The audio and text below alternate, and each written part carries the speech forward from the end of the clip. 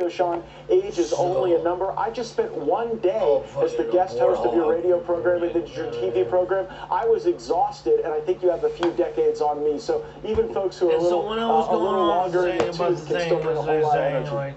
You know, as much as they hated Donald Trump, they didn't propose this. I don't know.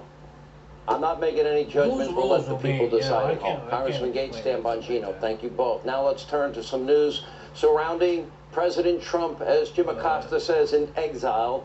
This coming Sunday at CPAC, President Trump set to give his first public speech since leaving the White House. Now, tonight, we don't know whether or not President Trump will make any kind of big announcements surrounding 2024 or his future. But now, even liberal anti-Trumper Senator Mitt Romney, well, he sees, looks like the writing is on the wall if he wants to run again. Take a look. Or whatever trash they watch, whatever internet they steal, whatever the largest cable they steal, impact in my party. I don't know about his family members, whether they intend to do that. But I expect he will continue playing a role. Our privacy, my privacy, whether it be auditory harassment, whether it be this invasion of privacy, this time about women's type shit. Oh, I think he'd win the nomination if he runs. I mean, a lot can happen between now and 2024. So how many times did you run for president? While I actually agree with liberal Mitt Romney.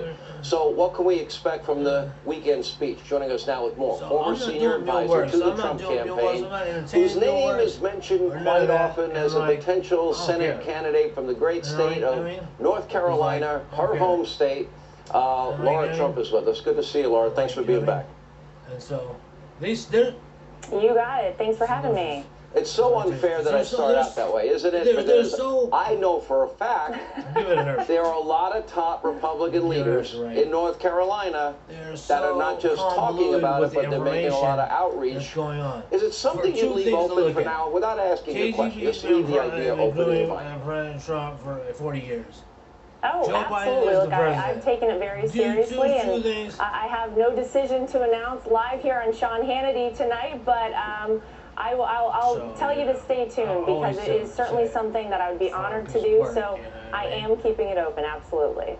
I would predict you'd win. All right, so the president coming out, speaking at CPAC. Look, what has happened in a month?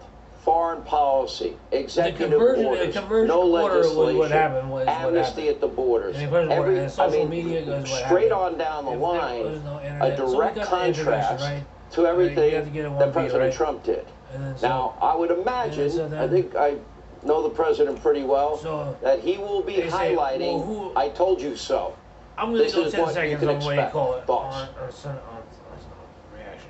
Yeah, well, he absolutely will, and he did tell you so. A lot of us tried to tell the American people that this would happen if Joe Biden became president of the United States. I think the speed at which so much has happened has really kind of shocked people, to be honest. But you're right. I think for the first time in a long time, Americans found that under President Donald Trump, they had somebody they felt like was actually fighting for them and standing up for them and fighting for America.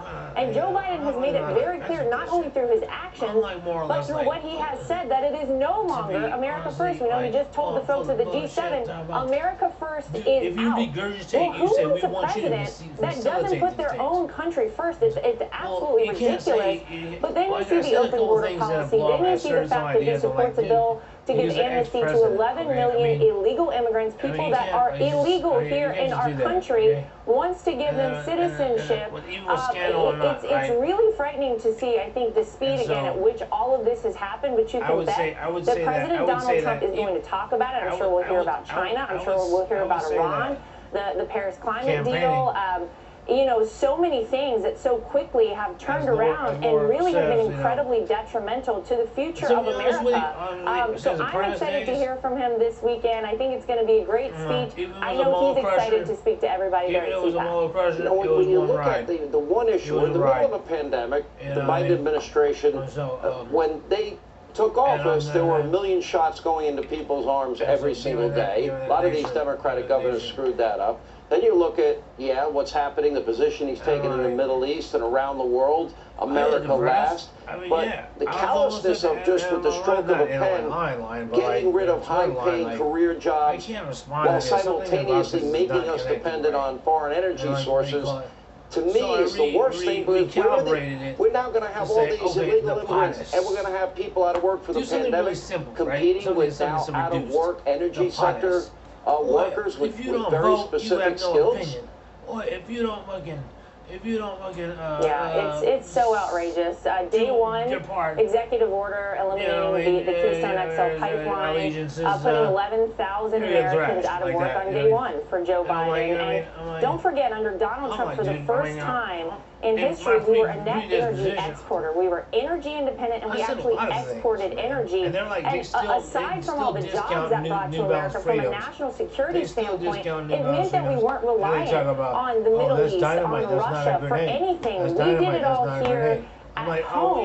And to see that Joe Biden, again, like you said, with the stroke of a pen, got rid of all the good that Donald Trump did, especially within the energy sector, I think it's incredibly disappointing to people. But, this is something, again, during the campaign that you heard Donald Trump talk about. Scranton Joe was not going to do a good job for the energy workers in his home state, as he claims, of Pennsylvania. And here, day one, he got rid of so many of these jobs. And I think, Sean, sadly, it's only the beginning. I think there's going to be more disappointment for so many people under a Biden presidency. For about a week straight, make Russia, make the Iranian mullahs, make Middle Eastern countries that hate us, and China rich again, America last. Scary times. Laura Trump, thank you.